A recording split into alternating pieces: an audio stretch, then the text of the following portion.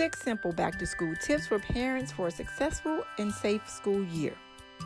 Whether your child has already started school or is headed back to school, hopefully these 6 simple back-to-school tips will help your child have the most successful and safe school year and help you as well.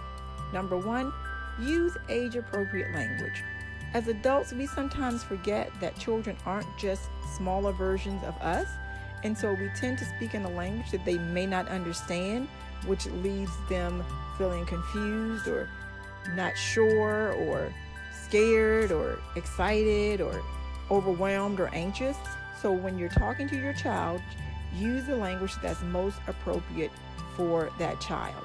You know best how your child learns and what your child needs. So speak to them in that way and be very gentle and use lots and lots of extra patience. Number 2, don't give too much information. Don't offer more than what's asked. If your child asks a question, answer the question as it was asked. What we tend to do is, again, to give more information than the child asked. We overwhelm them, we overload them with information, and then they don't know how to process that, or you really never answered the question they asked. So put on your listening ears and don't give too much information. Answer the question that your child is actually asking you. Number 3, don't ask leading questions. For example, don't say, "Are you scared to go back to school?" Or, "I'm sure that you're feeling a bit nervous about going back to school."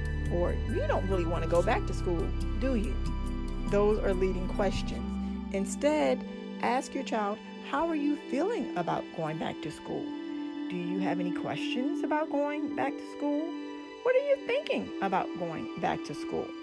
These are open-ended questions, and I promise you, most children will tell you how they feel.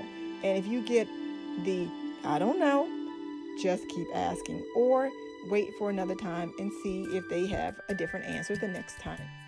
Number 4, don't discount or ignore your child's emotions, even if that emotion is one of fear. You will assure them with as much truth as possible. You will tell them what you know to be true and assure them that you're going to do your best to keep them safe, or if they have any questions, they can always feel free to come to you or a trusted adult. So don't ignore your child's emotions, and please don't suppress your child's emotions. If they say, "Hey, I'm scared," and you say, "Oh, you're not afraid," and they think, "But I am," or you say, "Oh, no, you're not," or "Big boys don't cry." Yes, they do. Or "Boys don't cry." Yes, they do. Or "You're a big girl. Come on, make mommy proud," or "Be daddy's big girl." Please, parents, don't do that. Whatever your child's emotions are, talk through them with your child. And if you need more help, don't be afraid to seek that out from a trusted professional or a trusted family member. Number 5, don't lie to your child. Don't promise what you can't guarantee. Don't tell them what will or won't happen, what can or can't happen. Give them the information that you know to be true at that moment. Again, don't give them more information than they need, but also don't lie to your child and say, "Oh, everything will be okay," when it may not be okay. You can definitely assure them that you're going to do your best. Your teachers are going to do their best to make sure that you're safe, but do not lie to your child about anything. Number 6, role play with your child how school might be different this year. Again, going back to using age-appropriate language, and definitely talk to your children from pre-K through high school and maybe even college about peer pressure, because there are going to be people who are going to say, "Oh, you don't have to do that," or "No, you'll be fine, don't do that." So role play with your children on how to deal with peer pressure as well.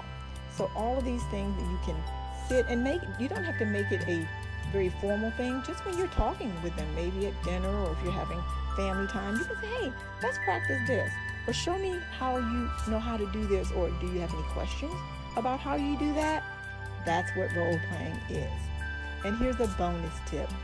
Give lots of love and pray for and use extra patience during this time. We could all use an extra dose of love. Hopefully these 6 simple back-to-school tips for parents for a successful and safe school year will be helpful to you, and I'm praying for all of God's blessings and success and safety for you and for your children, all of our teachers, the staff, and everyone in our world. Take care. God bless. Bye.